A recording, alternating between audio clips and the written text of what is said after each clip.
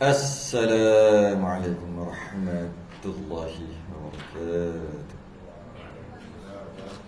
Innal hamdalillah nahmaduhu wa nasta'inuhu wa nastahdihi wa nastaghfiruh wa na'udzu billahi min shururi anfusina wa min sayyiati a'malina. Man yahdihillahu fala mudilla lahu wa man yudlil fala hadiya lahu. Asyhadu an la ilaha illallah wahdahu la syarika lahu wa asyhadu anna sayyidana Muhammadan 'abduhu wa rasuluhu. Allahumma shalli wa sallim wa barik 'ala sayyidina Muhammadin al-fatih lima ughliqa wal khatim lima sabaqa nasirul haqq bil haqq wal hadi ila siratikal mustaqim. Sallallahu alaihi wa ala alihi wa ashabihi haqqa qadrihi wa miqdarihi al-azim. Allahumma nawwir bil kitabi basari wa atlih bi lisani washrah bi sadri wa ta'mil bihi jasadi wa hawli wa quwwatika fa innahu la hawla wa la quwwata illa bik. Subhanaka la ilma lana illa ma 'allamtana innaka antal alimul hakim. La hawla wa la quwwata illa billahil aliyil azim. Amma ba'du. Alhamdulillah, terafa'kan kesyukuran dan terima kasih kita Allah Ta'ala. Sambung Minhajus Salam, muka surat 14, Jawi Syahdan. 14 Jawi Rumi 38 Syahdan. Kalau 37 tu sah tak datang sebelum ni. Syahdan. Ada dua Syahdan, ada dua Syahdan tu. Syahdan yang pertama 14 Jawi, tengah-tengah Syahdan. Rumi 38. Qala al-musannif rahimahullahu ta'ala wa nafa'ana wa iyyakum bi'ulumihi fid darain amin ya rabbal alamin. Syahdan, tiada gugur wajib sembahyang itu daripada seseorang jikalau bersangatan atasnya oleh penyakit sekalipun. Kita membicarakan tentang kitab pada menyatakan solat, mukaddimah dia, mukaddimah solat, mukaddimah ataupun hukum hakam yang berkaitan dengan solat. Syahdan, tiada gugur wajib semayang. Maksudnya tiada gugur wajib semayang, maknanya tak terangkat kewajipan semayang. Itu maksud tiada gugur wajib semayang, tak terangkat kewajipan semayang, maknanya tetap wajib juga semayang. Daripada seseorang, atas seseorang tu mesti kena semayang, tak gugur semayang tu jikalau bersangatan atasnya oleh penyakit sekalipun. Walaupun dia ada sakit apa sekalipun, sakit berat macam mana sekalipun, sakit ringan ke, sakit berat ke, sakit kanser ke, barah ke, apa ya, tak kira. Ataupun apa jenis sakit sekalipun, tetap juga kena semayang, tak terangkat. Tak terangkat. Jadi maknanya kita dah faham. Cuba kita tengok puasa. Puasa, syarat wajib puasa Islam, akil tu akal, baligh, dah baligh. Satu lagi, mampu. Puasa atas puasa, mampu untuk berpuasa. Maknanya kalau tak mampu puasa, tak larat, maka tak payah puasa. Tapi kena qada nanti, cuma tak perlu puasa. Jadi puasa dia kait dengan mampu. Mampu puasa, tak mampu tak apa, tak puasa. Kan ada orang tak puasa, demam ke apa kan, tak puasa. Jika mampu wajib puasa, tak mampu tak wajib puasa. Haji, mampu wajib haji, tak mampu tak wajib haji. Tak wajib dengan maksud wajib haji, cuma tak wajib pergi, tak perlu pergi. Walaupun kenapa tak pergi? Tak mampu, takkan nak jalan kaki. Mampu ada duit sekali nak pergi pun tak ada duit untuk tinggal di rumah, dah tinggal anak isteri, dikit tak mampu juga walaupun duit untuk pergi ada dan sebagainya lah. Mampu untuk pergi, tapi dekat tengah-tengah jalan ada lanun, perompak apa semua, kira tak mampu lah tu. Jadi maknanya haji dia berkait dengan mampu. Mampu wajib pergi, tak mampu tak pergi pun tak apa. Puasa dia berkait dengan mampu. Kalau mampu wajib puasa, tak mampu tak puasa pun tak apa. Nanti bila mampu nanti qada. Macam tu juga zakat. Zakat mampu zakat lah, cukup haul nisab, cukup kadar-kadarnya, duit tu setahun tak sentuh dan sebagainya, duit ke harta apa ke, maka emas ke sebagainya, maka bila mampu wajib zakat. Tak mampu tak wajib zakat. Okay? Macam tu juga mengucap 2 kalimah syahadah. Apa saya sebut ni? Saya sebut ni rukun Islam. Ada 5. Yang tadi cerita haji 1. Lepas tu cerita puasa 2 dah. Tak ikut turutan lah. Yang ketiga cerita zakat. Yang keempat mengucap 2 kalimah syahadah. Itu rukun Islam. Jika mampu asyhadu an la ilaha illallah, tangan duk gini, buat. Kalau tak mampu sebut bunyi lain. Mana tahu orang-orang yang duduk dalam hutang orang asli apa tak boleh sebut asyhadu, bunyi entah apa-apa. Macam mana? Dia sebut bahasa dia, aku naik saksi bahawanya tidak ada Tuhan melainkan Allah, dan aku naik saksi bahawasanya Nabi Muhammad tu pesuruh Allah, dalam bahasa dia. Tak salah bahasa apa pun. Sebab apa? Boleh bahasa dia. Dah dia tak mampu nak sebut bahasa Arab. Kalau macam tu tak boleh masuk Islam lah. Kalau tak mampu tak boleh sebut bahasa Arab juga. Asyhadu juga tak boleh. Sebut bunyi lain. Ada orang gitu. Jadi bila macam tu sebut bahasa dia. Jadi empat rukun Islam, tak mampu tak apa. Mampu wajib buat, tapi sembahyang tak ada. Mampu ke tak mampu ke wajib buat. Tu beza dia. Tengok apa tu dia kata. Jikalau bersangatan atasnya oleh penyakit sekalipun, apa punya penyakit, tak ada alasan untuk tidak sembahyang. Okay. Melainkan ada yang tak boleh, kalau tak nak sembahyang tak apa. Ada kecuali. Kalau keadaan macam ni tak payah sembahyang. Tak wajib. Apa dia? Melainkan apabila hilang akal. Yang tak sembahyang tu mungkin yang hilang akal kot. Yang geng-geng hilang akal lah kot. Sebab tu dia tak sembahyang. Kalau dia sembahyang, kalau dia tahu dia ada akal, wajib sembahyang. Oh, sakit macam mana, tak boleh bergerak. Macam ni. Kelip pun tak boleh. Sekarang ni akal ada. Ada akal, wajib sembahyang. Cara sembahyang macam mana, itu nombor 2. Itu cerita nombor 2. Nombor 1, jika selagi tak hilang akal, selagi ada akal, boleh bergerak, tak boleh bergerak, boleh wuduk, tak boleh wuduk, boleh mandi wajib, tak boleh mandi wajib, itu tolak tepi dulu. Wajib sembahyang dulu. Sebab ada akal. Tak boleh bangun, tak boleh berdiri, tak boleh duduk, tak boleh sujud, semua tak boleh. Tak boleh sebut, lidah tak boleh bergerak, sakit sangat ni. Tetap wajib sembahyang? Wajib sembahyang. Macam mana nak sembahyang? Itu bab lain. Cuma mengaku dulu wajib sembahyang. Selagi ada akal. Dengan tiada sengaja daripadanya, dengan syarat yang hilang akal dia tadi. Hilang akal tak wajib sembahyang dah. Gila lah. Dengan syarat hilang akal yang tak sengaja. Yang buat sengaja isap gam, lepas tu gila, itu wajib sembahyang.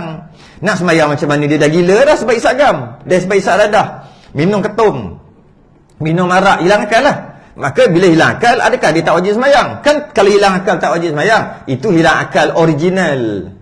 Ini hilang akal cari masalah. Bila kerana dia buat sendiri, akal dia hilang, sama ada disap gam ke, disap minum air arak ke, ketum ke, isap lah apa-apa pun, menyebabkan dia buat sendiri, dia wajib sembahyang. Tapi kalau dia tengah mabuk tu, dia tengah hilang akal, dia sembahyang tak sah, tapi wajib sembahyang. Habis kalau dia sembahyang tak sah, dengan maksud bila dia sedar nanti dia wajib qada. Dia kata, "Weh, kau mabuk-mabuk pun wajib sembahyang." Dia pun sembahyang, tak sah juga sembahyang dia. Mana boleh sembahyang mabuk-mabuk? Cuma maksud wajib sembahyang tu adalah nanti qada. Tapi kalau dia gila, dia bukan dia buat. Gila dia jadi sendiri. Tak tahu, kadang-kadang memang ada gitu. Sekejap gila, kejap okey ada. Hari ni gila, esok dia okey, siaman. Ada gitu. Kadang-kadang lepas tu kata, tadi kau jadi gila. Tadi aku gila kan? Berapa jam gila? Daripada pukul 10 pagi sampai 10 malam. Gila. Maka, kalau 10 pagi sampai 10 malam, maka waktu apa ada kat situ? Zuhur, Asar, Maghrib. Dia tak sembahyang tu? Tak wajib sembahyang. Sebab apa? Sebab dia gila tu gila original. Nampak macam mana dia ada shot. Tapi kalau disap gam, gila juga. Pukul 10 pagi sampai 10 malam. Yang tu wajib qada. Cuma adalah dobek sikit. Yang ni saya tak nak panjangkan. Cuma nak beritahu, jika dia sedar waktu, bila dia hilang gila tu waktu Isyak, maksudnya waktu pukul 10 malam, daripada 10 pagi sampai 10 malam, Zuhur, Asar memang tak sembahyang. Sebab dia gila, penuh gila waktu tu. Gila yang bukan cari sendiri, gila original. Ya? Salah makan ubat kan? Nak makan ubat demam, orang kata ambil atas, dia pergi ambil ubat otak. Ada orang dalam tu sakit otak sikit, dia pakai ubat otak. Oh, jadi bengong. Itu tak sengaja. Ya? 10 pagi sampai 10 malam, maka Zuhur, Asar memang tak wajib qada dan tak wajib sembahyang. Dia gila. Tak sedar diri. Maghrib penuhnya tak sedar juga. Tapi oleh kerana dia sedar waktu Isyak, maka dia wajib solat Isyak. Pukul 10 malam, Isyak tak habis lagi. Dan dia wajib qada Maghrib. Yang itu perbahasan lain. Cuma dia wajib qada Maghrib juga. Zuhur dengan Asar sahaja yang dia tak perlu qada sebab dia gila. Okay. Ataupun hilang akal. Mungkin satu lagi takut lupa, nyanyuk.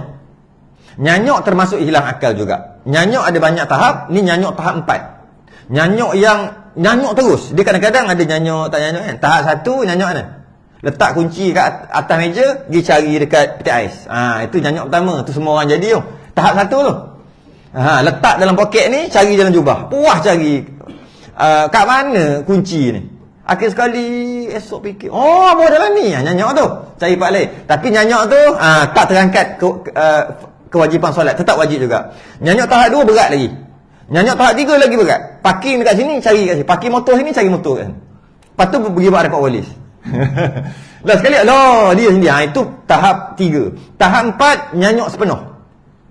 Yang tahap 4 ni, nyanyuk sepenuh, dengan maksud, tajuk sembahyang lah.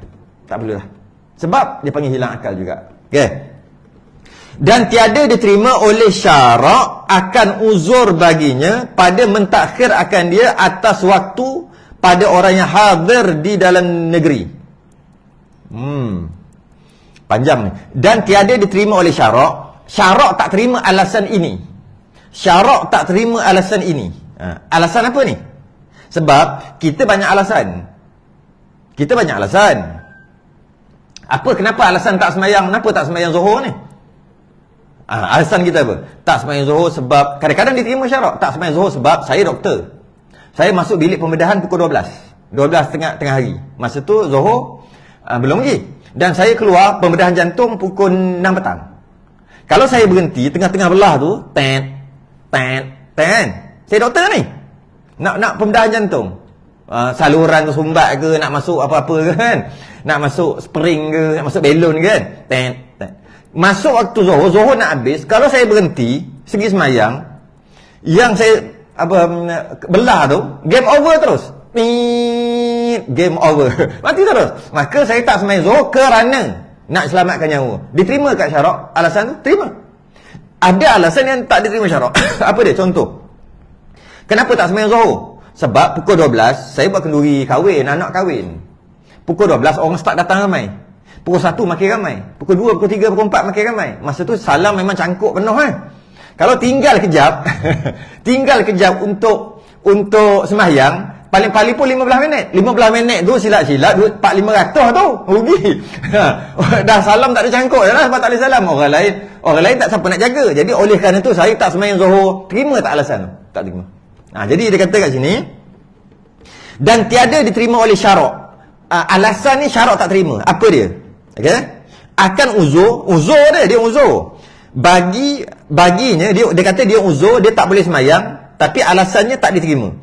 Pada mentakhirkan, melambatkan, mengeluarkan akan dia daripada waktunya, keluar waktu. Maksud habis waktu tak semayang lagi. Bukan mentakhir ni maksud melambatkan semayang Jangan salah faham. Sebab lambatkan semayang ada dua. Pertama, lambatkan semayang hujung waktu. Yang itu tak berdosa. Zuhur semayang sekarang pukul 47 minit asar. Okey, semayang asar pukul 4. Itu melambatkan juga. Itu tak berdosa.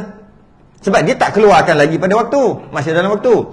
Sembahyang asar pukul 7 belum kan? Sempat tak habis sembahyang asar pukul 7. Sempat kan? Okey. Sembahyang asar pukul 7. Itu melambatkan sembahyang juga. Itu tak berdosa.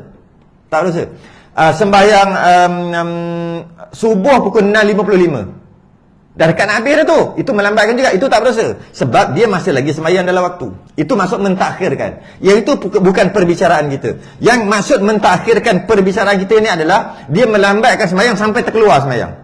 Maknanya habis waktu. Itu memang berdosa lah. Okay.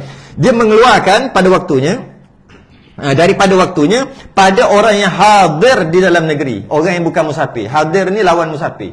Musafir ni dia panggil tidak hadir dalam negeri. Musafir lebih 2 marhalah, dia boleh tinggal sembahyang. Sebab apa? Namanya jamak takhir. Ya bagi orang yang musafir, kita bukan cerita tentang dia. Kita cerita tentang orang yang hadir dalam negeri, bukan musafir, tiba-tiba mentakhirkan, melambatkan sembahyang sehingga keluar waktu. Orang macam ni, jika dia ada alasan dia, jikalau banyak atasnya pekerjaan, alasan dia banyak kerja, sekalipun, tak maaf. Kenapa ni? Tak sembahyang, banyak kerja, tak maaf. Kenapa sembahyang ni? Duk buat kebun, tak maaf. Tak maaf. Walaupun banyak kerja sekalipun, tak maaf. Walaupun dia ada uzur atau dia ada alasan, tapi alasan dia tidak diterima syarak, tak terima. Yang uzur yang diterima syarak apa? Yang ini. Uzur ni terima syarak. Maksudnya kalau dia tak sembahyang, syarak kata tak berdosa. Tapi kena qada tapi tak berdosa. Apa dia? Melainkan jika dilupakan dia. Lupa tak berdosa. Kenapa tak sembahyang ni? Dah habis waktu dah ni. Lupa. Tak berdosa. Ya? Kenapa lupa? Okay? Sebab berbimbang-bimbang dengan pekerjaan yang dituntut akan dia pada syarak. Kerana apa lupa ni? Banyak buat kerja. Kerja apa? Kerja yang dituntut syarak. Kerja yang dituntut syarak ada dua. Satu kerja agama, satu kerja dunia. Kerja dunia juga dituntut syarak. Jadi kenapa ni? Banyak kerja pejabat sampai terlupa nak sembahyang. Habis waktu, tak berdosa. Habis dia bukan buat kerja akhirat. Kenapa tak sembahyang ni? Terlupa. Duk banyak zikir, duk banyak baca Quran, duk banyak sembahyang. Duk banyak zikir, duk banyak baca Quran, duk banyak berdakwah sampai lupa nak sembahyang. Itu dia panggil terlupa nak sembahyang dengan pekerjaan akhirat. Itu maaf. Sebab dia lupa. Bukan itu saja. Lupa kerana pekerjaan dunia pun maaf. Kenapa ni? Duduk bercangkul. Sampaikan terlupa nak sembahyang. Bukan sengaja terlupa. Dia dipanggil dituntut syarak juga. Sebab kita dituntut syarak untuk berusaha kan? Untuk cari makan, kerja banyak. Maka jika dia lupa kerana berbimbang, kerana sibuk, berbimbang tu sibuk, kerana sibuk duk buat pekerjaan dia, sama ada pekerjaan dunia atau akhirat. Dengan sebab dia buat pekerjaan dunia atau akhirat, terlupa nak sembahyang, bukan sengaja, maka dia maaf syarak. Maaf dengan maksud bukan tak wajib qada, tapi tak berdosa. Atau ia ketiduran, ataupun tidur. Dia tidur, lepas tu tak bangun sembahyang. Bangun-bangun dah habis waktu dah. Kenapa tak sembahyang ni? Tidur, tak berdosa.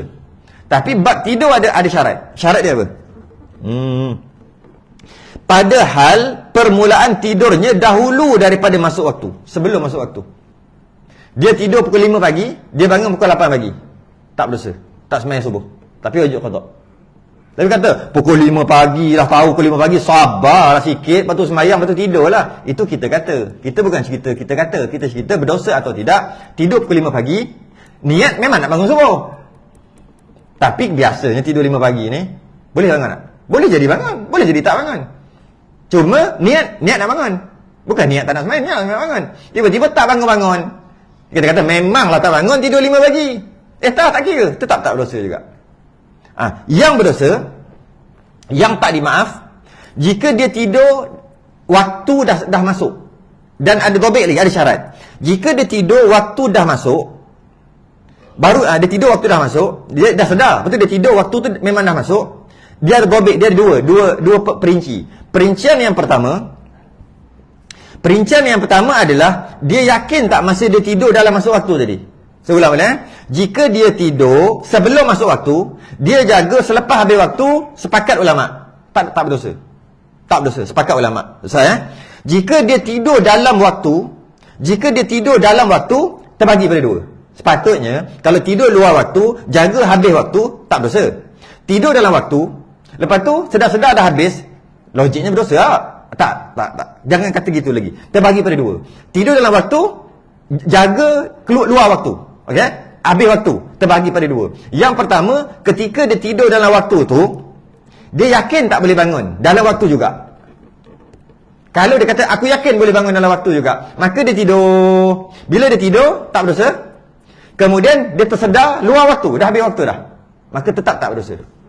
Sebab ketika dia tidur tu, dalam waktu ni dia tidur tu, dia yakin boleh bangun.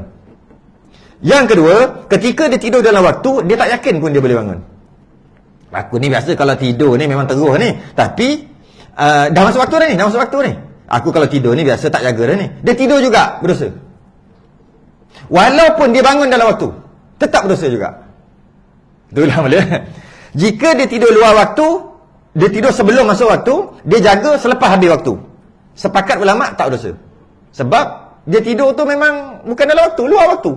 Kan? Tidur pukul 5 pagi, bangun pukul 8 pagi. Tak berdosa, sepakat, wajib qada. Satu. Jika dia tidur dalam waktu, okay, dia tidur dalam waktu, terbagi pada dua. Jika ketika dia tidur dalam waktu, subuh bangun celek, pukul 6 dah ni, dah masuk dah ni. Dia rasa nak tidur lagi. Dia kata, aku yakin kalau aku pejam mata aku tidur, kunci jam ke tak kisahlah. Yang penting dia yakin, aku tidur pukul 6 ni, tidur balik, pejam balik ni, padahal dah sedar pukul 6, tidur balik, memang boleh jaga pukul 6.30, 6.45 dalam waktu. Maka dia pun tidur. Okay. Tiba-tiba dia jaga memang dalam waktu. Selesai masalah, semayang lah. Tiba-tiba dia jaga luar waktu dah habis, tetap tak berdosa. Sebab ketika dia tidur, memang dia yakin boleh bangun, tetap tak berdosa. Walaupun dia tidur dalam waktu dan dia jaga habis waktu dah. Habis dah.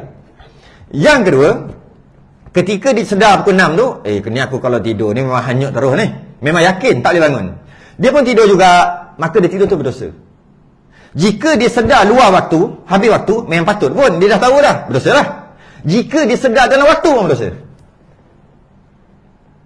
Bukan berdosa kerana sedar dalam waktu. Berdosa kerana dia tidur dalam keadaan dia yakin, aku tak bangun. Tiba-tiba entah macam mana, terbangun juga. Dia bangun, semayang wajib semayang. Cuma tetap dia berdosa. Berdosa apa? Berdosa kerana tidur. Jadi kita dapat faham, masa dia nak tidur, bila dalam waktu nak tidur tu, dia kena ada keyakinan. Jika dia yakin boleh bangun, tidur. Walaupun dia sedar-sedar nanti dah habis waktu, tetap berdosa. Jika dia tak boleh yakin sedar, dia tidur tu dah berdosa. Walaupun nanti dia jaga masih lagi dalam waktu. Oh, nasib baik dalam waktu, dia kata. Oh, mujur. Dia bangun dan dia mandi-mandi, dia uduk-uduk dan dia semayang. Tetap juga berdosa. Bukan berdosa semayang wajib. Berdosa tidur tadi. Yang tadi, yakin kawannya ni, yakin boleh bangun, tak bangun-bangun, tak berdosa. Dia ni pula tak yakin boleh bangun. Kemudian dia tidur. Akhir sekali terbangun juga dalam waktu. 6.30 bangun juga. Dan dia semayang. Semayang memang wajib, tetap berdosa. Jadi nak tahu berdosa atau tidak bergantung kepada ketika tidur dalam waktu tadi, yakin tak boleh bangun. Kat situ dosa atau tidak. Pelik sikit lah. Tak pelik sebenarnya. Kita boleh faham dari sudut logiknya.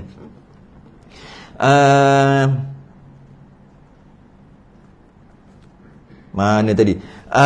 Lagi tiada permulaan tidur dahulu pada masa waktu. Lagi tiada ia ingat melainkan kemudian daripada keluar waktu. Yang tadi itulah. Dia tidur sebelum masuk waktu. Dia sedar, tiada ia ingat tu maksud tidur lah. Melainkan kemudian kemudian tu selepas daripada keluar waktu. Bila habis waktu baru sedar kan. Tu selesai. Dan apabila diluputkan akan seorang oleh satu fardu dengan ketiadaan uzur, jika dia tinggalkan semayang fardu dengan ketiadaan uzur, maksudnya alasan dia tak terima syarak. Alasan dia tinggal semayang tu tak diterima. Dan dia telah tinggal semayang. Kenapa tinggal semayang ni? Buat kerja banyak sangat, ingat, tapi alah biar siapkan kerja ni dulu. Maka tak terima kan? Kenapa tak semayang ni? Sebab ramai tetamu, nak layan tetamu. Tak terima alasan tu. Kenapa tak semayang ni? Sebab dalam perjalanan musafir. Dalam perjalanan tu kan, kenapa tak semayang? Duduk dalam kereta nak semayang macam mana? Tak terima alasan tu. Dia boleh jamak dia macam-macam, tapi tak semayang juga. Kenapa? Tak boleh terima alasan dia musafir. Okay. Kenapa tak semayang? Sebab dia atas kapal terbang. Tak terima alasan tu.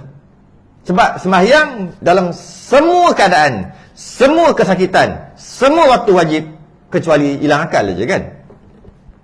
Jadi dia pun luputkan semayang fardu. Maksudnya dia tak semayang fardu, tapi uzur dia tu tak diiktiraf. Ketiadaan uzur maksud uzur yang tidak diiktiraf. Syarak tak terima alasan dia. Maka wajib atasnya qada. Kena qada lah sebab dia tinggal semayang dengan sengaja dan tanpa uzur syar'i. Kena qada akan dia dengan segera. Maksud dengan segera tu selagi dia tak qada berdosa. Contoh dia tinggal semayang masa muda-muda. Dia tinggal semayang masa umur 15 tahun. Dah boleh lah tinggal. Umur 15 tahun dia tinggal. Sekarang dah umur 16. Maka dia telah berdosa setahun dah. Dosa selagi tak qada. Umur 17 berdosa lagi. Umur 18 berdosa lagi. Umur 19 berdosa lagi. Umur 20 berdosa lagi. Umur 21 dia semayang. Dia mula semayang dah. Maknanya dia tak semayang umur 15 sampai umur 20. Tu je dia tak semayang. Umur 16, umur 21 semayang dah. Umur 22 semayang. Umur 23 semayang. Walaupun dia semayang, yang qada tadi tetap berdosa setiap hari. Setiap detik dia berdosa. Walaupun dia, aku dah semayang. Ya, mu dah semayang yang hari ni punya. Yang dulu, hutang-hutang. Hutang nanti lah. Cerita nanti bayar nanti ya. Sekarang sibuk lagi ada kerja ni. Nantilah bayar hutang, qada tu. Tak boleh. Dia wajib segera. Selagi tak qada, selagi tu berdosa. Berdosa atau kepala? Berdosa. Sebab dia wajib qada segera.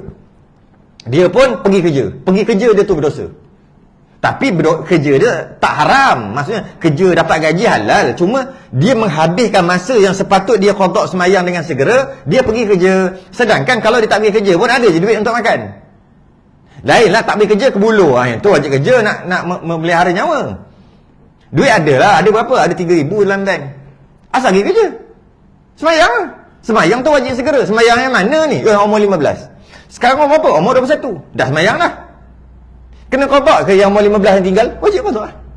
Habis tu nak kena kerja. Dalam bank ada duit tak? Ada 3,000. 3,000 boleh hidup tak? Boleh hidup berapa bulan 3,000? Boleh hidup macam-macam tak? 2 bulan. 2 bulan jangan kerja. Habis nak buat apa tak kerja? Semayang. Takkan nak semayang setiap kali 24 jam Semayang 24 jam. Semayang sampai penat. Sampai tak lara. Tidur.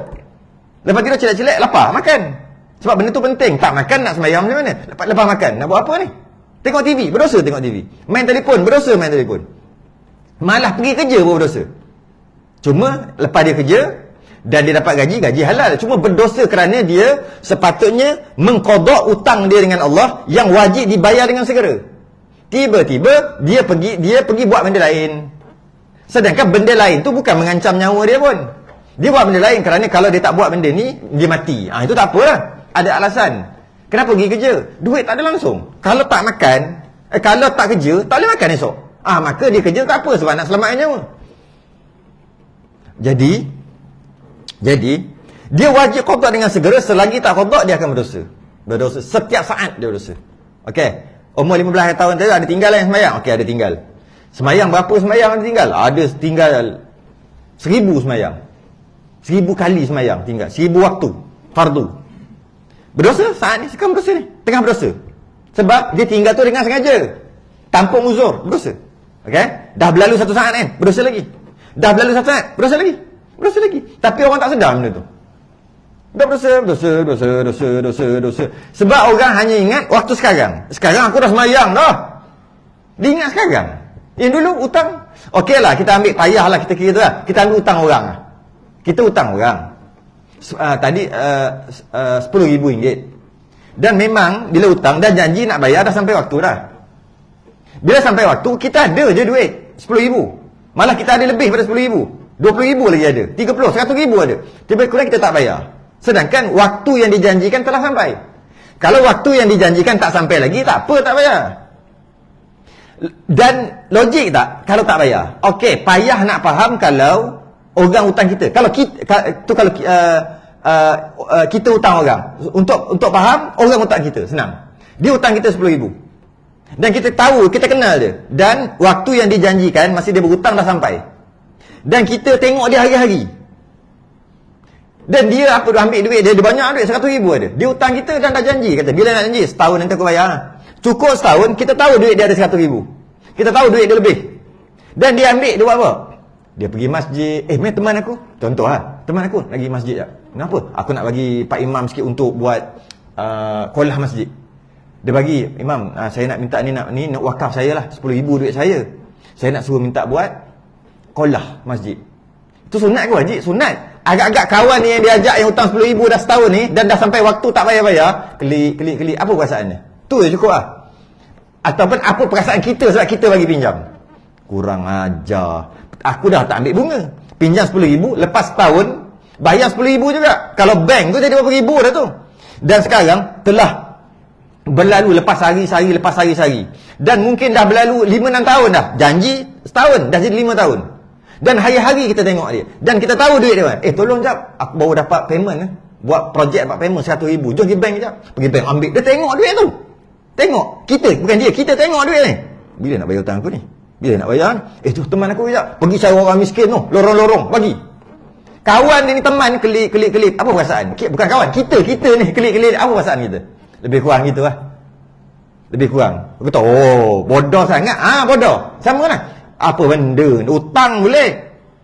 Tiba-tiba time bayar macam ni, aku duduk sini kelip. Dia tak bayar hutang aku. Itulah perumpamaan. Sekarang ni, Allah taklah kelip. Allah bagi kita 24 jam. Dan kita hutang. Waktu setelah balik, wajib solat. Maka, tak semayang. Bila tak semayang, dan ini telah berlalu 10 tahun, katalah. Dan hutang Allah tu, wajib bayarlah. Dan ia telah keluar daripada waktunya. Dan kemudian, Allah bagi kita 24 jam sehari. Allah tak tarik nyawa kita. Allah bagi. Macam modal lah tu 24 jam. Modal lah. Bagi 24 jam. Tapi tak bayar hutang aku. Tapi dia buat benda lain. Dia nampak pergi kerja. Dan kerja dia tu bukan darurat. Bukan tak kerja mati bukan. Kalau tak kerja mati tak apa. Nah, kalau mati nak qada macam mana kan? Kalau dia makan tak apa. Sebab kalau tak makan nak sembahyang diri pun tak larat. Tak apa. Nak kencing tak apa. Kalau tak kencing nak sembahyang macam mana? Jadi benda-benda orang kata terpaksanya tu no problem. Benda yang lain-lain. Dia main telefon, TikTok dia tengok sejam. Apa perasaan? Tak adalah apa perasaan Allah. Tak ada ketika tu. Layak tak Allah marah? Layak. Sebab kita pun marah. Dah sampai waktu dia sibuk main TikTok masa yang ada. Dah ada duit, sibuk dia bagi yang lain. Sedekah kat situ, sedekah kat sini. Aku ni yang dihutang. Dah lah sampai waktu. Dah lama dah janji nak bayar, tak bayar. Minta tolong aku teman lagi pergi bersedekah. Panah hati aku. Kita kan kata gitu. Bodoh. Ya orang tu bodoh sama. Hutang tak bayar. Tapi masa yang ada buat benda lain. Malah masa yang ada tu tak patut dilakukan untuk baca Quran sekalipun. Sedangkan baca Quran tu baik. Baca Quran tu baik. Mana baca Quran tu wajib ke sunat? Sunat. Yang hutang ni wajib. Jadi kenapa tak qada semayang? Kenapa pergi baca Quran? Itu benda baca Quran benda baik lah ni. Dia selawat, dia berzikir, benda baik. Tapi benda baik pun sunat tak wajib. Yang pergi buat yang sunat tak buat yang wajib tu kenapa? Yang tu lah. Itulah perumpamaannya. Sebab tu kata wajib dengan segera. Wajib dengan segera. Siapa tak buat segera berdosa setiap saat. Sebab tak logik orang yang sejahtera akal akan buat pekerjaan gitu. Modal semua dah ada untuk bayar anytime, tapi tak bayar. Orang ni something wrong. Dan apabila meluputkan akan dia dengan uzur, yang ini dia tinggal semayang tapi bukan sebab sengaja, sebab uzur, sebab syarak terima alasan dia. Dia tertidur tadi kan, dia terlupa bukan sengaja, dia dalam pembedahan untuk menyelamatkan nyawa orang. Itu semua uzur-uzur yang dimaafkan lah. Uzur yang dimaafkan. Dia kena ikat dengan curi ikat, tak boleh gerak, tak sembahyang 3-4 waktu. Itu tinggal bukan sengaja. Tak sengaja, okay? Ataupun dia bangun tidur crime. Tak boleh gerak sampai habis subuh. Itu bukan sengaja. Okay? Maka yang tak sengaja tadi uzurnya diterima syarak. Macam mana? Maka wajib atasnya qada. Qada wajib juga. Qadakan dia pula tiada wajib dengan segera. Tak wajib segera. Maknanya, okey, kenapa tak sembahyang ni? Aku lupa, bukan sengaja lupa. Bila wajib qada? Bila-bila. Nak qada esok boleh? Boleh. Lusa. Tahun depan pun boleh qada. Mudah-mudahan sebelum mati tu qada. Macam tu jelah. Kenapa dia boleh qada bulan depan, tahun depan? Bila-bila kau nak qada boleh? Sebab tinggal tu bukan sengaja. Bila tak sengaja, tak berdosa. Dan tak ada hutang. Ada hutang tapi dibenarkan untuk bayar. Bila-bila. Sebab dia tinggal tu bukan sebab dia nak tinggal. Dia tak sengaja. Dia tertidur, dia terlupa, dia mabuk tadi, dia hilang akal. Jadi kerana keadaan tu, maka dia bukan tinggal sembahyang dengan sengaja. Tak sengaja. Maka dia dibenarkan untuk qada bila-bila. Tak wajib qada segera. Kalau dia qada tahun depan, no problem. Tak berdosa sementara nak tunggu tahun depan, tak berdosa. Tapi kalau dia tinggal dengan sengaja, dengan sedar, tak diterima syarak, setiap saat dia berdosa selagi tak qada, walaupun 10 tahun, walaupun 20 tahun, walaupun 30 tahun. Berdosa setiap saat. Okey. Tetapi walaupun tak wajib segera qada sebab dia tertidur terlupa tadi, yang afdal baginya hendaklah ia dengan segera juga. Afdal, sunat. Kalau dia qada segera bagus. Cuma kalau nak qada tahun depan pun boleh. Nak qada lagi 18 tahun pun boleh. Dengan syarat jangan mati dululah. Qada dulu. Nanti kalau mati dulu berhutang pula. Cuma nak qada lambat lagi boleh. Bila nak qada ni? Nanti adalah 6 bulan lagi. Boleh. Bila nak qada ni? Nantilah masa bulan Ramadan nanti. Boleh. Sebab apa boleh? Sebab aku tinggal bukan sengaja. Tak sengaja. Uzur yang diterima oleh syarak. Dan barang siapa menafikan wajib sembahyang dengan segera atasnya wajib, dan barang siapa menafikan wajib sembahyang dengan segera atasnya daripada orang yang mukallafin, orang yang mukallaf akil balik, iaitu kafir murtad. Sesiapa yang kata sembahyang tak wajib, kafir terus. Kafir murtad terus. Kenapa tak sembahyang? Sembahyang mana wajib, kafir terus. Kenapa tak sembahyang? Malah Islam tapi berdosa. Tengok beza. Dia beza dengan tak sembahyang, menolak kewajipan. Dia beza dengan menolak kewajipan dan tidak melaksanakan kewajipan. Beza. Tidak melaksanakan kewajipan berdosa. Tapi Islam menolak kewajipan kufur, kafir. Sembahyang niat. Dia sembahyang niat. Okey, dia sembahyang niat, dia punya pasal lah. Dia panggil sembahyang daim. Sembahyang niat. Soalannya, dia tolak tak sembahyang yang tunggal-tunggik ni? Yang berdiri tunggal-tunggik, dia tolak tak? Tak wajib sembahyang ni. Sembahyang yang sebenar, yang ni tak wajib. Dia tolak lah tu. Sembahyang niat ni yang wajib, maka kafir. Tapi kalau dia kata sembahyang tu wajib juga, tapi wajib bagi orang martabat bawah. Dia ada kona lagi. Yang kami ni martabat, murtabak ni yang tarik tinggi punya murtabak. Murtabak telur lebih punya. Yang setakat murtabak bawah-bawah ni memang sembahyang ni lah wajib, bukan tak wajib. Kita ni yang lebih tinggi ni, kita ni yang jenis tinggi dah, tahu tak? Kita sembahyang niat aja. Tak perlu dah sembahyang ni. Dia masih lagi kata wajib juga. Maka kat situ tak lagi lah, tak batal iman lagi lah. Cuma dia sebab dia kata bagi kami sembahyang ni macam ni. Bagi kamu ya sembahyang mestilah wajib lah sembahyang. Wajib sembahyang. Bagi dia sembahyang niat aja. Masih dia tak menolak. Dia tak menolak lagi. Tapi kalau dia tolak sembahyang tu sebenarnya tak wajib. Sembahyang tak wajib. Sembahyang itu sebagai batu loncatan untuk kekal kita berhubung dengan Allah. Akhir sekali bila sampai satu martabat, kita kekal dengan Allah, sembahyang pakai niat aja. Jadi sembahyang tu tak wajib pun. Tu kafir. Senang aja nak tengok. Dia tolak tak kewajipan. Poligami, kahwin dua. Suami isteri tak bagi. Tak bagi kahwin sebab tolak siapa? Tolak apa? Mana ada kahwin dua, kahwin tiga, apa benda. Tak ada lah Islam Nabi boleh lah, dia Nabi. Mana ada kahwin. Dia tolak poligami, kafir. Tapi kalau tolak, tak bagi laki aku kahwin. Kalau nak kahwin, tak apa. Aku terima poligami, tapi laki orang. Laki aku, sorry. Contoh dia kata gitu. Dia terima kewajipan, dia terima syariat ataupun keharusan poligami. Cuma, dia je tak nak. Dia je tak nak buat. Dia je tak nak suami dia. Tak apa. Yang tak boleh ni dia tolak. Mana ada kahwin dua, kahwin tiga ni? Mengarut. Tak ada lah Islam. Dia tolak. Kafir. Kenapa tak laksanakan hukum agama Islam dalam negara? Hukum-hukum yang memang ada hukum had. Nanti saya cerita hukum had dalam negara. Kenapa? Tak wajib. Kafir. Kita tak boleh buat. Kita masyarakat majmuk. Bukan tak nak buat. Cuma kita perlu. Masa? Okey dengan maksud tak sampai tahap kufur. Sebab yang kufur bila tolak kewajipan. Beza tu. Tak buat cerita lain. Kenapa tak puasa? Puasa mana wajib? Kafir. Kenapa tak puasa? Allah lapar. Tak puasa. Wajib tak puasa? Wajib lah puasa. Bapa mu tak puasa? Malah. Tu tak kafir. Berdosa lah. Kan tak buat kewajipan, berdosa. Macam itulah yang lain-lain. Jadi, malah kewajipan kewajipan sunat pun jangan tolak. Cukur janggut. Kerat kuku. Sunat tak? Tak sunat. Kafir. Kenapa tak simpan janggut? Kenapa tak simpan? Saja je lah. Boleh kan? Boleh. Tak apa. Jangan tolak kewajipan tu. Jangan tolak syariat tu. Kalau cukur janggut, dia simpan janggut ke apa, dia bukan wajib kan? Dia sunat. Jadi, jangan tolak syariat itu. Walaupun perkara itu sunat sekalipun. Tak boleh tolak. Potong kuku ni tak sunat pun sebenarnya. Kafir. Kenapa simpan kuku panjang? Saja lah. Best sikit, sedap korek-korek link. Simpan kuku panjang. Kuku panjang sunat tak? Kerat kuku yang panjang ni sunat tak? Jadi pendek. Sunat. Aku je malas. Tak apa. Nampak beza dia? Apa-apa hukum agama, jangan tolak. Tak nak buat, cerita lain. Silat-silat tak buat, tak berdosa. Sebab perkara tu sunat. Silat-silat tak buat tu berdosa. Kerana perkara tu perkara wajib. Tapi Islam tetap Islam, iman tetap iman.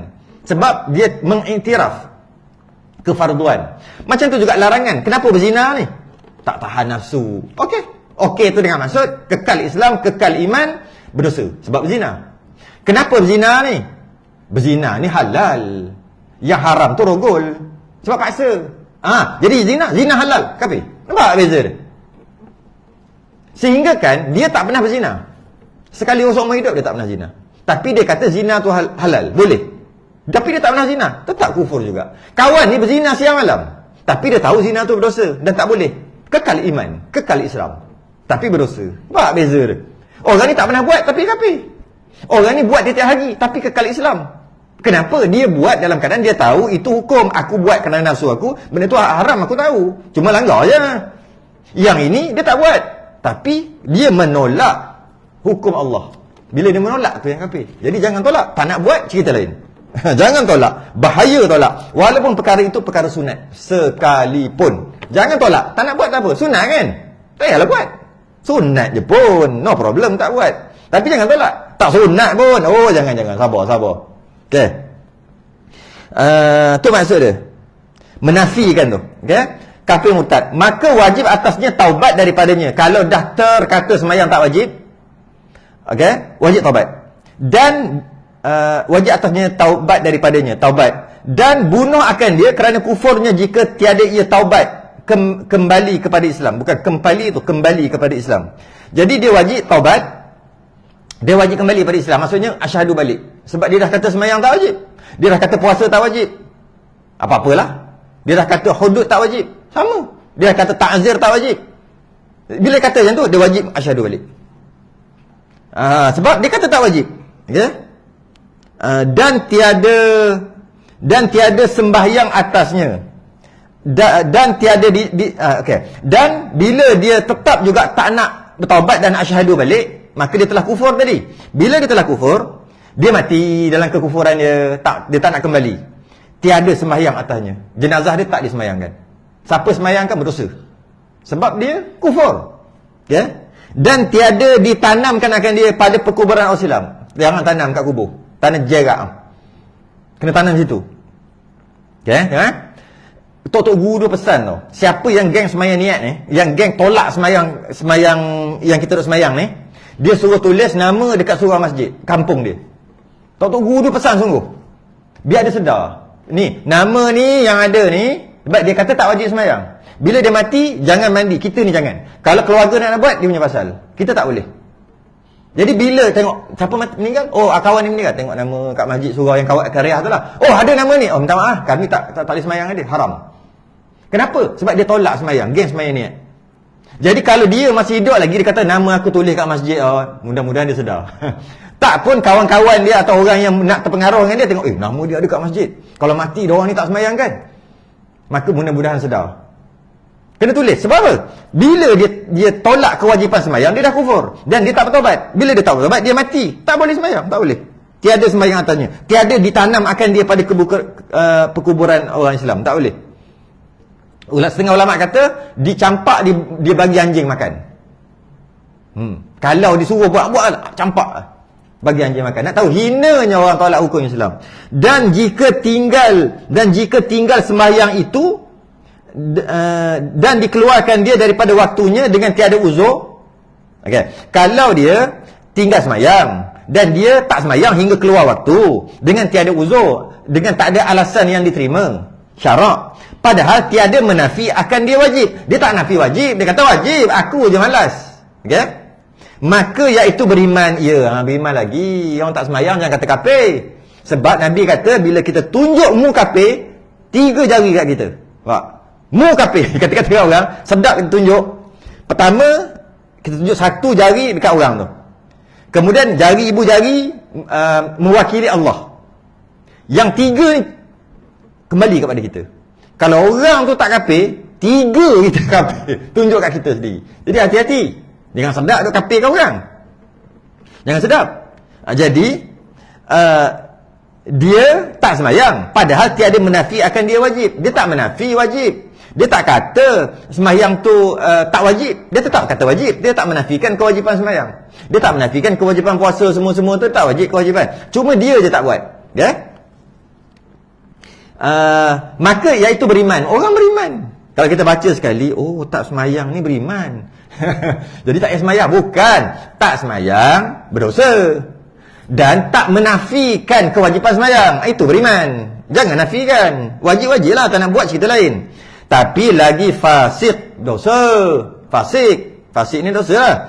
Dan bunuh akan dia. Mati bunuh juga walaupun masih segi Islam. Bunuh akan dia. Ini akan dia oleh raja, oleh pemerintah, menjadi had atasnya. Ni hukum hudud. Menjadi had atasnya, jadi hudud atasnya, wajib bunuh. Walaupun dia tu dia kata sembahyang wajib, tapi aku je malas sembahyang. Maka bagi dia masih lagi Islam, tapi berdosa, hukumannya bunuh. Tetapi kemudian bunuh tu bila? Kemudian, dan bunuh tu siapa? Bunuh tu raja, pemerintah. Kita tak boleh. Oh, tak sembahyang, kita ambil pergi hudud. Ya, memang 999 masuk ke dalam gitu. Jangan buat. Kita tak boleh buat. Sedap kita pancur orang, tahu radio car dia tunggu kat luar dah. Siap aja. Tak boleh. Yang boleh buat pemerintah aja. Dan dia nak buat macam-macam lah, akta lah, bla bla bla. Tu dia orang punya pasal lah, dia orang punya kewajipan. Kita bukan orang pemerintah, kita orang bawah. Tu dia orang punya pasal. Cuma wajib atas pemerintah untuk lakukan hukum had ke atasnya. Tetapi dia tak boleh, pemerintah pun tak boleh main belasah aja, tak boleh. Kemudian selepas daripada disuruh akan dia dengan taubat. Oh, tangkap dulu, masuk penjara dulu, masuk lokap. Lepas tu suruh taubat dulu. Lepas suruh taubat, suruh qada yang tinggal. Kalau suruh dia tak qada juga, sebat. Kemudian habis waktu, suruh dia qada lagi, sebat. Sehingga 3 hari. 3 hari tak nak sembahyang juga, dah sebat setiap kali waktu. Sehari 5 kali sebat dalam lokap. Dan 3 hari tetap tak nak sembahyang dan tak nak qada. Hari keempat baru pancung. Logik lah kena pancung, teruk sungguh. Padahal kalau dia qada buat pura-pura pun lepas. Ini pura-pura pun tak nak buat. Patutnya awal kena pancung esok ni. Kalau tak qada yang lepas. Tak nak sembahyang. Hari keempat pancung, patut tak? Memang patut pun. Padahal okey lah, saya qada lah. Allahu akbar. Buat gerak-gerak mulut gitu. Kita tak wajib dengar baca elok-elok, biasa, tak wajib. Sembahyang dah qada, okey dah cukup qada dah, 20 waktu semua dah qada dah. Okey, keluar. Masuk dalam rekod.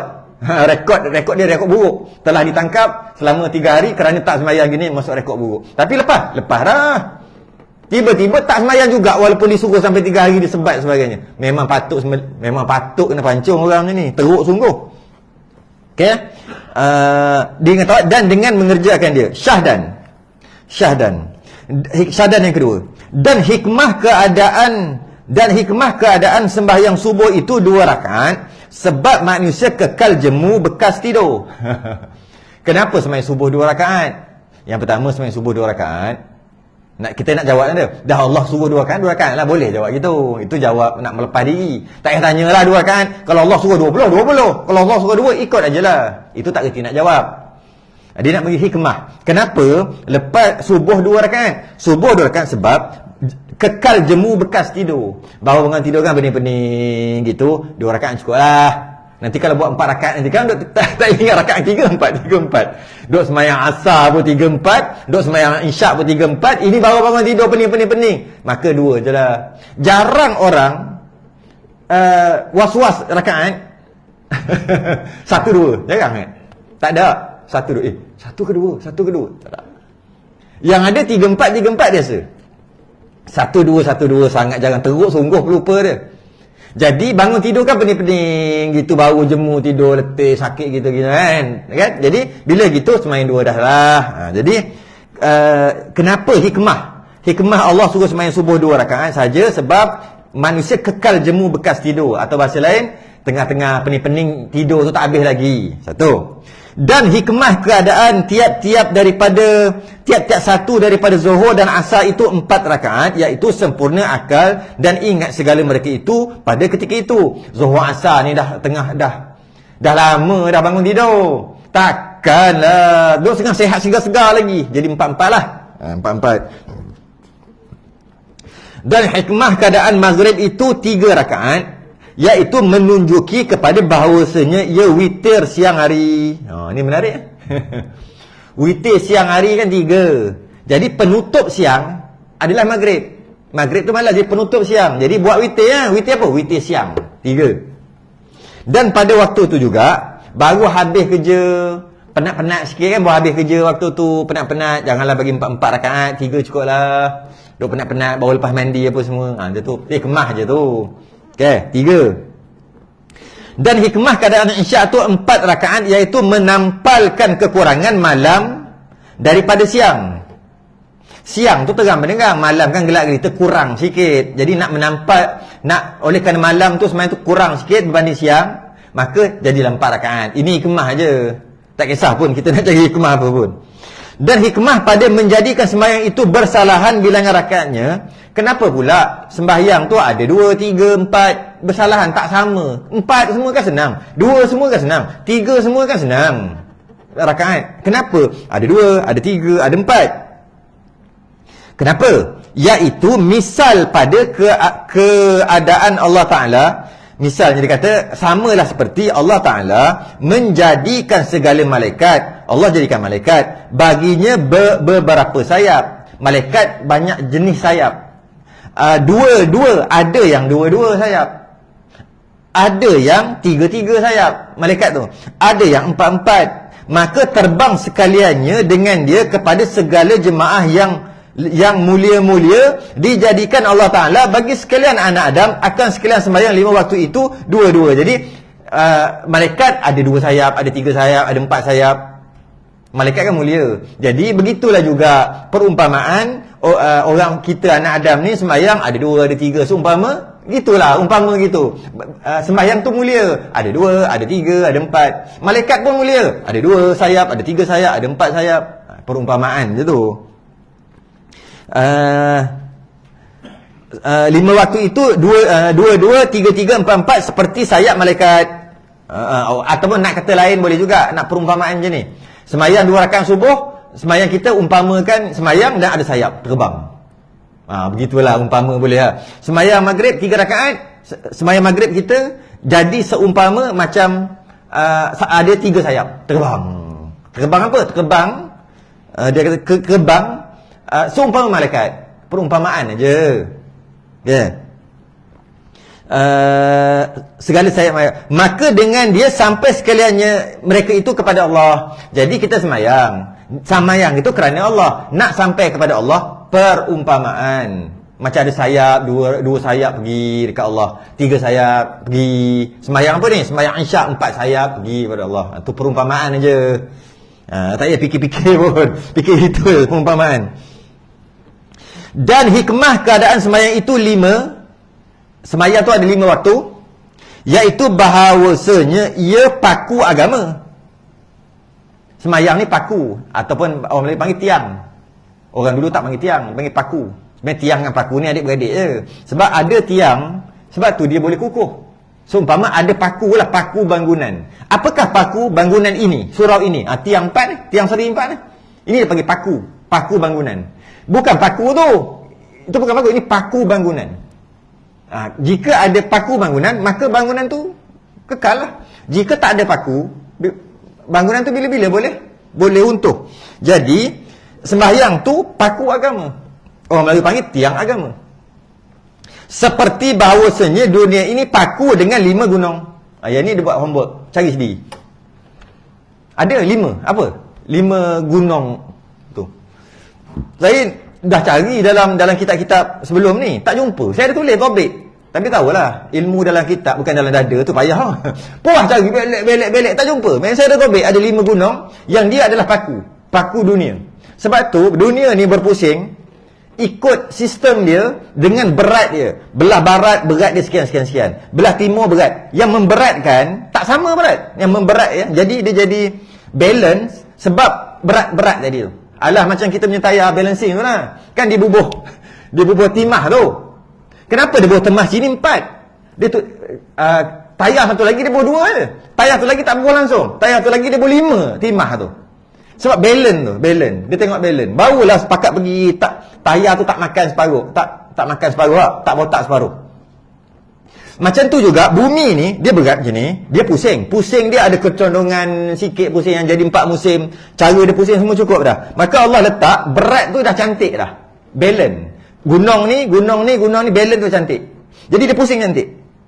Bila kita duduk tarah gunung ni, Bukit-bukit kita duk ambil, tanah ambil apa, dia makin kurang berat dekat situ. Menyebabkan dia lari sikit. Lama-lama bila dia lari, dia lari sungguh, itu habis berlanggar semua. Akan jadi kiamat lah berlanggar tu. Sebab apa? Sebab kita. Memang dalam Quran disebut, yang jadi apa-apa dekat ni, atas tangan kita sendiri. Kerana tangan kita sendiri. Maksud, kita sendiri. Jadi, ada 5 pasak gunung. Jangan sentuh gunung ni. Kalau sentuh dia, dia lari dia punya balancing, nanti makan separuh tayar. Bila makan separuh, elok-elok bulan kena dekat dia punya pusingan orbit dia, dam. Sebab apa? Sebab dah tak balance dah pusing dia tu. Memang adalah kajian-kajian NASA lah apa dia kata, setiap tahun berubah berapa inci ke berapa banyak tahulah berubah pusingan tu. Dia ada berubah sikit. Saya nak sebut tak reti. Dia berubah sikit pusingan tu. Jadi ada 5 pasak, dia panggil pasak bumi. Pasak bumi ada 5. 5 gunung jangan sentuh. Cuma saya cari tak jumpa, dia tak sempat. Ada dalam setengah jam tadi kot. 6.30 tadi. Balik. Mana tulis ni? Tak jumpa. Adalah gunung ini, gunung yang ada kat Iraq, gunung yang ada kat sini, gunung yang ada kat sini, sebagainya lah. Tapi cari lah. Tapi itu bukan fardu ain pun. Cerita je. Habis. Kita bab pada menyatakan segala syarat sembahyang pula. Bab pada menyatakan segala syarat sembahyang minggu depan. Syarat sembahyang pula. Wallahu a'lam. Tangguh dulu. Selain tasbih kafarah dan salatuna subhanakallah wa hamdik. Asyhadu an la ilaha illa anta astaghfiruka wa atubu. Bismillahirrahmanirrahim. Al-'asr. Innal insana lafi khusr illa alladhina amanu wa 'amilus salihati wa tawassaw bil haqqi wa tawassaw bis sabr. Assalamualaikum warahmatullahi wabarakatuh.